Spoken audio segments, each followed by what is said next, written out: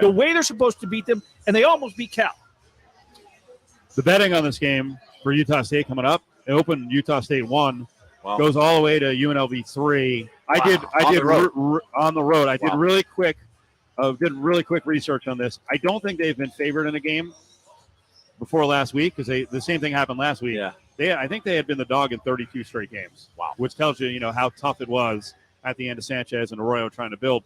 The other question I got was, when was the last time they were a road favorite? I may have missed one along the way, but I don't think they've been a road favorite since late October of 2016. Wow. And that was a game at San Jose State, which I think they lost outright. And they lost. They lost outright. But I wanted to ask you, as a UNLV guy, and Paul Gutierrez is here from ESPN.com. What did you think of the program, back when you were in school? Were you of the mindset like, hey, they can be a 6-win program every year. They can be in that area. Because that's one of the things that's kind of frustrated me over the years. Like, there's a lot of negativity in the area, and it's like, oh, they're never going to do it. Like, why not?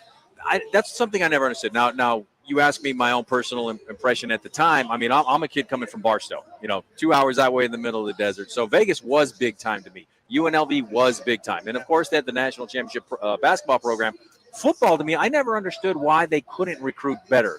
That's not a slam at the guys that were here because they gave their all, but it's Vegas. It's the entertainment capital of the world. And they were in the Big West Conference at the time playing against schools that no longer have football teams. So I never understood why they could never take that next step. And my senior year is when they go to the Las Vegas Bowl and beat the brakes off of Central Michigan, and Henry Bailey is the MVP. And it's like, okay, well, now they finally got it. Then they move into the weird WAC, the 16-school thing, which was just a mess, too many. Then into the Mountain West. And it's like, okay, well, they're not leveling up to the level of competition. They're kind of sinking below it. And it just never made sense to me why football couldn't get it going because of the facilities they've had, because of whether it was the stadium, whatever it is. Well, all those things are out now with the training facility, with the Allegiant Stadium. They're up there with some Power 5 schools that in terms of the facilities. Now it's up to them to just win and take that next step and see what we've got going from there. I'm going to throw something else out because Mike Ramala wrote a story. I think it was an interesting story. Las Vegas Sun a couple weeks ago about UNLV's locally to recruit. I think this is always a really tricky thing. He used an anonymous poll and comments from coaches around the market, and they said, hey, UNLV's not really trying in the market. They're not talking to us enough. The coaches aren't getting enough love. And I think program building when you've been a bad program is really interesting when it comes to what you do recruiting locally. And I say it because of this. I've seen this with the school I went to, right? So I went to school in New Jersey, Rutgers. They're starting to get back again. Greg Schiano got it done the first time. When he built the program the first time around, the attitude in New Jersey with the coaches was very negative. He's like, you know what? I've got connections in South Florida. Right. They haven't heard all the negativity about the school up here in New Jersey. Let me go down there. And that's how he actually built it from, getting guys from outside the state, and then with success, started getting guys in state. So I think it's the right plan, but I also understand this is very complicated because coaches want love. They want love. They want to be able to tell or have a coach, like Arroyo, take their 5th best player on the team. Yeah. Oh, eventually I'll get you back. So it's this whole juggling game that Arroyo has to play. Especially when you're talking about Vegas, which really is an island. There's nothing around Vegas itself. It's just Las Vegas is right here, surrounded by wilderness. So it almost seems like you're hurting yourself to not scratch the back of the local schools. Yeah. Now, if you get a 4-star recruit from out of state versus a 3-star or a 2-star recruit from home, where are you going to go? But you have to. That, to me, is the lifeblood of a program, is the recruiting, especially the locals, because that's where your home base is just that, by definition, your home base. But I'm also going to throw this in, because I also understand if you're a 4-star kid, because the list of Nevada players, the best players in Nevada this year, in the top 10, you start looking at the list, it's like commit to Oregon, LSU, Georgia. I mean, I love Las Vegas, and I think the campus it's getting better. But, I mean, it's funny. We went up to Cal, right? You make the road trip up to Cal with the broadcast crew, and when we were on the Cal campus, which is not like a football hotbed, but it's still a Power 5 school, and you start driving around the school, the campus is steeped in history. There are sororities and fraternities going crazy at 9 o'clock in the morning. Yeah. Like, there is a different experience when you go to some schools with the way the campus looks and acts. And if you're a kid that grew up here, how many 18-year-old kids want to stay home? They want to go out and see what else is available and what else is out there. So I'm not hating on any kids that want to leave, But at the same point, it takes a special kind of mindset to say, you know what, I want to stay here and I want to build this thing. That's the point I always make, is that when you got a 4-star kid coming out of the Liberties, the Arborviews, the Gormans, or wherever, it could be any school. I mean, there was a year where Cheyenne had and Chaparral had 6 guys come back to the Las Vegas Bowl with Oregon State. Point is, you have an opportunity to go elsewhere because the bigger schools are going to look at those smaller. It's almost like recruiting in the smaller. Well, let's grab this one. Let's grab this one. So you have an opportunity. But with what Marcus Arroyo is doing, and with UNLV on the come up, maybe now Vegas is attractive with the Raiders, with the Golden Knights, with the Aces, right? With just Vegas now a pro sports town. Now it's even more attractive. You're building the program. Now they can go get the 3 and 4 stars. Say, hey, come to Vegas. Here's what we have, because those kids want to leave their hometowns. Yeah. So got to win too, right? That's the bottom line. When you're recruiting to a program that is winning, 2, 3, 4 games, it makes it tough. They actually just got a commit after the game from a kid, Ed Haynes at Liberty, 6'4", 270, 3-star offensive lineman. So starting to build. Can he play right tackle for the Raiders? Well, that's a good jumping off point. We can talk. The funny thing is, I don't remember a lot of people talking about the O-line after the game last night and today. That one was in the rearview mirror. Why offensively? We got a minute left here. Why offensively did things bog down? Before we get to Kyler Murray, why did it bog down offensively for the Raiders in the second half? That's the million-dollar question. I tried to ask Josh McDaniels today. Was it simply a matter of not knowing how to, how does the play calling affect the actual learning and knowing how to win? And he answered it. I'm still trying to figure out exactly what the answer was, but probably more clear was, I asked Josh Jacobs yesterday after the game, why did you guys have trouble moving the ball, specifically running it? Was it because something Arizona was doing, or you guys just simply stopped running? He said, that's above my head, which to me means, well, from his perspective in that moment in time, it was about the play calling. Real quick, last time the Rebels were favored, October 6, 2018, -8, lost to New Mexico, 50-14. Last time they were favored on the road, October 29, 2016, -3. You were right, San Jose, 30-24, outright winner. Well, let's hope they can be favored in more games coming up. You're not suggesting is there a little dissent in the ranks with Jacobs, or he's just like, hey, I don't want to answer it? I think you put it perfectly when you're talking about UNLV football. Winning solves everything. So if they go to Tennessee and win a game, everybody's going to be happy and fine. It's just bizarre. It's just strange the way that thing fell apart. But having covered this Raider team since 2005, I've seen a lot of strange things, but yesterday was an all-timer. Yeah, we'll get to the actual collapse and how it went in overtime and then down the stretch. Paul Gutierrez is going to stick around with us. We're here at Twin Peaks. Monday Night Football is on the way. You got the appetizers, select appetizers, $2, $4, and $6. The ladies of Twin Peaks. Willie seems to be getting pictures with all of them. A lot of fans here, Willie. A lot of fans, man. Nice job. We'll come back in just a couple minutes. Twin Peaks on a Monday.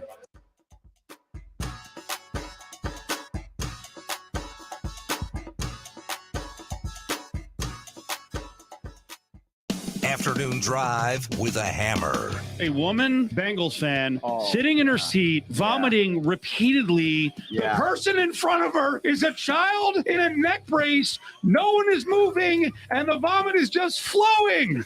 I can't take this. Come on. That is unbelievable. That one Get is. up and go to the bathroom. Don't vomit in your seat, you pig. Cofield and Company. Drive Time Radio. Monday through Friday. The Dallas Cowboys are in New Jersey to take on the New York Giants. Catch all the action Monday starting at 5 on ESPN Las Vegas, 1100 AM and 100.9 FM. Brought to you by Finley Chevrolet, home of the...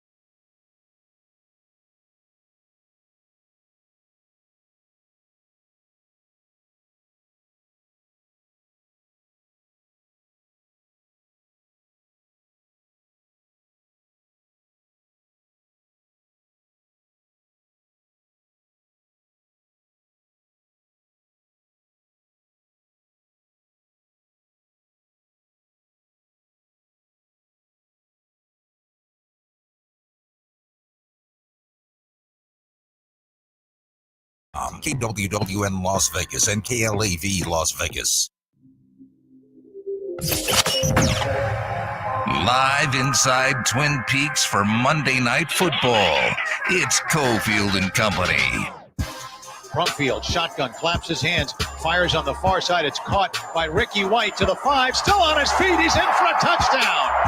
Wow, what an effort by White. He did a pirouette and got into the end zone.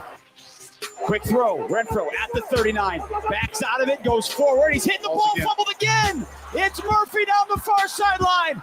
And Arizona scores to win it in overtime. Asia's going to dribble it across half court. The ball is in the air. The Las Vegas Aces have won their very first WNBA championship. It's time for Cofield and Company with Steve Cofield on ESPN Las Vegas.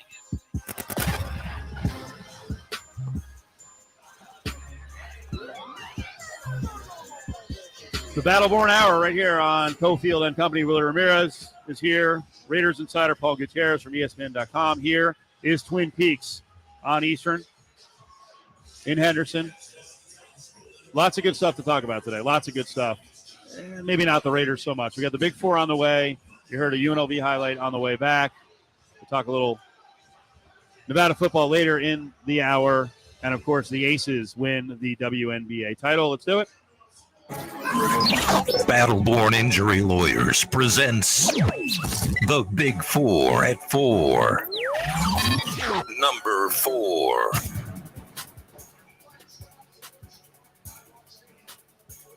Aces win the title, Willie. And immediately you jump to, all right, now it's time for multiple titles. Do you think they're in a decent position to win multiple titles? I sent this over because my AP colleague Doug Feinberg wrote the story in that the Aces are poised to contend and capture multiple WNBA titles because they've locked up their big stars. Asia Wilson, Chelsea Gray, Kelsey Plum, they're all signed. And you have Becky Hammond, which has turned the franchise into, all due respect to what Lambier and his name's just Dan, I can't think of his last name, but who's now in Atlanta, but he was a GM. They built this franchise. They built this roster. And I don't like to say, well, they came in and, set roster, you're familiar with that with what John Gruden did in Tampa Bay. But Becky Hammond changed the mindset of these ladies. She really did instill a different sort of mindset. And she changed their style. And the style change is big, and they became a better character team. Yes. Liz Cambage is a nightmare. And, trying to play big basketball and throw it inside 40 times is stupid. You play FIBA basketball like Becky Hammond learned, from Pop. Right. And they're a more athletic team, and you can get a couple of point guards on the floor. By the way, the other angle on this one is MD was in Connecticut, right? Yeah. He wasn't at the Raiders game. Do you have a chance to talk to him after the title? I haven't talked to him since, but I talked to him last week in L.A. the night before the Raiders opened at the Chargers, and he had told me at the time that his decision was made easier because it was Josh McDaniels' first game as Raider head coach. The Aces were home; they got a rabid home advantage. He felt like he wouldn't be missed there.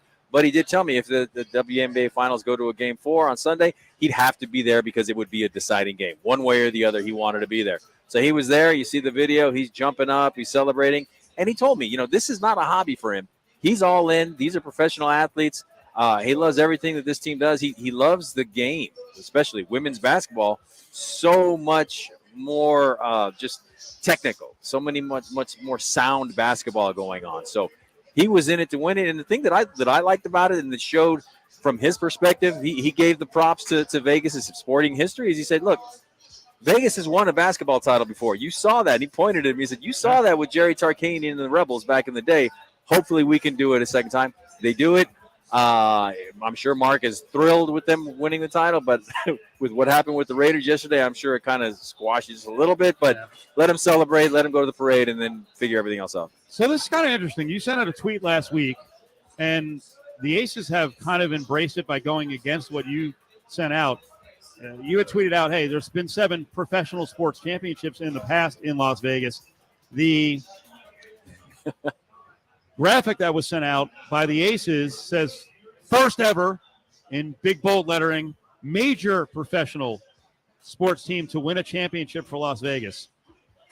I understand what they're saying here. Yeah. Before you guys comment, we have partnerships with the Aces. We have partnerships with the Aviators. I know the Aviators have repeatedly said over the years, we are professional sports.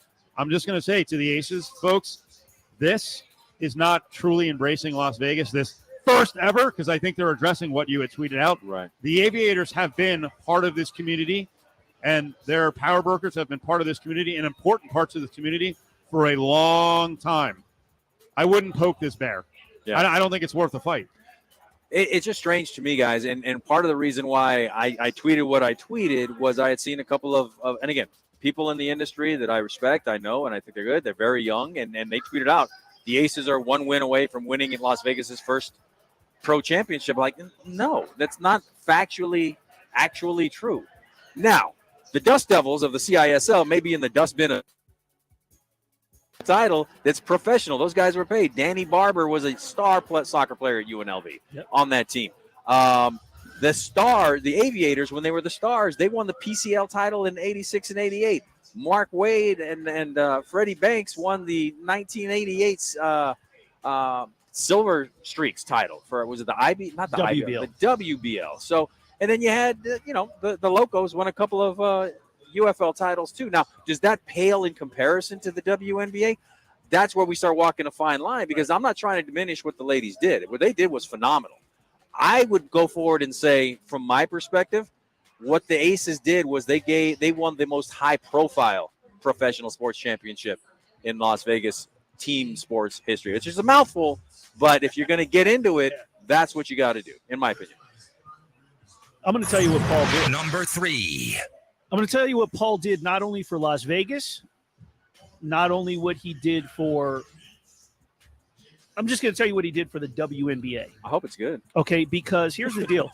I saw plenty of tweets from smaller, the bloggies type, whatever. I'm not taking away from – they were in a press credential. You're part of the media. I get it. But those who were saying, don't diminish and take away what these ladies are doing by having to put these technicality words in there. You know what? When the Associated Press and ESPN and all these other people are now, they're saying the first major, guess what? Yep. Prior to all this talk, prior to that tweet, were we ever calling the WNBA a major pro sports league, or was it the NHL, Major League Baseball, NFL, and NBA? The big four, and then it was, then the WNBA, and then some of these others. They were never really there. We've never considered the WNBA as part of the big five. And now all of a sudden, because of that tweet, it's the first major league pro sports championship. Great job, Paul. So Paul Gutierrez has single-handedly elevated the WNBA. They didn't tell me way to look at it. Where's my float at? Because nobody told me I'm in the parade. You're part of the parade. or you could look at it like Paul just dragged us into the abyss, where when we talk male and female sports. I prefer that. Male and female sports, the fight begins. I just want to inform, educate, tell stories. And to me, yes, what the Aces did is probably a bigger deal than the Locos and the Dust Devils and the Silver Streaks and the Stars. But now we get into the next discussion is, okay, if it's a major professional sports team, well, what happens if and when the Golden Knights win a Stanley Cup? What happens if and when the Raiders win a Super Bowl? What happens if and when an NBA team comes here and wins? How are you going to differentiate that? So by the Aces calling themselves that and everybody else jumping in, now we're talking about it's a big five now all of a sudden. What about Major League Soccer? I covered the LA Galaxy and Chivas USA for the LA Times back in the day, and those were some pretty intense crowds as well, and their fan base would take a step back to nobody. So it's real interesting. It's great. It's phenomenal what's going on with the ladies and women's sports and everything. I have a daughter who plays varsity volleyball in high school as a freshman, so I know they put in just as much, if not more work than anybody else. They're great athletes, and as Mark Davis told me, these women are professional athletes. They should be treated as such. When it comes to WNBA, though, I don't know. When they have to reschedule the parade, as I'm told, because they've got to leave and go to their real jobs, quote unquote, to get to Europe. What does that say about the league? And then also, why are they not chartering during the regular season? These ladies deserve to be treated better. Mark Davis told me that on the record as well. It's just one of these weird situations where let's just celebrate it. Let's recognize it. Let's see. Look, you guys achieved something. You ladies achieved something that nobody else in this town had. You won a WNBA title, and that's it. Number 3. What a day yesterday for in-game bettors, which I am one of them. Although I wasn't on all these games, ton of comebacks. Right? Falcons come back on the Rams, they fall short. Bengals come back on the Cowboys, they fall short. Jets actually win it. What? That was nuts. Over the Browns. Ravens blow it. That was unbelievable. They would lose outright. And then obviously the other one, should we mention it? Of course we have to. Raiders have the Cardinals come back on them. Of those games, what's the most surprising? I think it's the Jets inside of 2 minutes overcoming a 30-17 deficit with Joe freaking Flacco. that was phenomenal watching the highlights of that. Obviously, Willie and I were busy watching what was right in front of us with the Raiders. But, yeah, I think you're right. Within 2 minutes, I'm watching the highlights going, how did they pull this off? And then you see, okay, well, obviously an onside kick was involved and a couple of miracle pass plays. Yeah, Joe Flacco, like Mark Twain said, reports of his demise are greatly exaggerated. So he was able to go out there and pull it off. And, it was nice to see that. You've covered the NFL for quite some time. I'm a big history guy, like history records-wise. Yeah. And people will go, oh, well, it's a whole different team he's facing now. It's a whole different system he's facing now. Well, it's safe to say that Joe Flacco, with the years that he spent elsewhere, he's familiar with that stadium. He's familiar in playing against the Browns. So there's a sense of whether it's a different lineup, a different defense, or a different coaching staff, there's a sense of comfortability and familiarity to be able to also lead an offense against the franchise that you're used to playing. No doubt. And when you've been in the league as long as he has and he's won a Super Bowl, I mean, there's just a certain confidence that's going to come with that. So what do they always say? The NFL stands for not for long, and that can stand for your career. That can stand for but that's the bottom line is no game is over until it's truly over. And having covered this Raider team since 2005, I've seen some all-timers. Yesterday's at the top of that list. And whatever else happened in the rest of the NFL, take a back seat to what happened in Allegiant too. Number 2.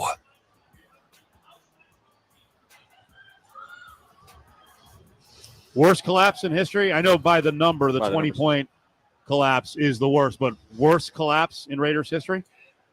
By the numbers, yeah, and it's funny because when I saw that, I didn't realize that simply because I had seen so many others, and it brought to mind Fitzmagic 2 years ago when there were no fans in the stadium, and his head's doing the exorcist thing because Arden Key is ripping him around, and he still completes it to, Mac Hollins, who's on the field again for the Raiders this time.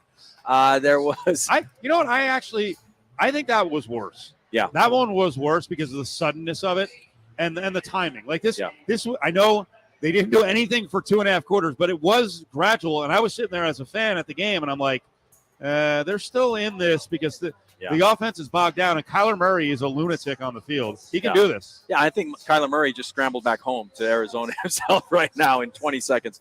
But, there's so many. There's that one. There's, the final game in Oakland where they came from ahead to lose, where Derek Carr is called out of bounds when he clearly wasn't.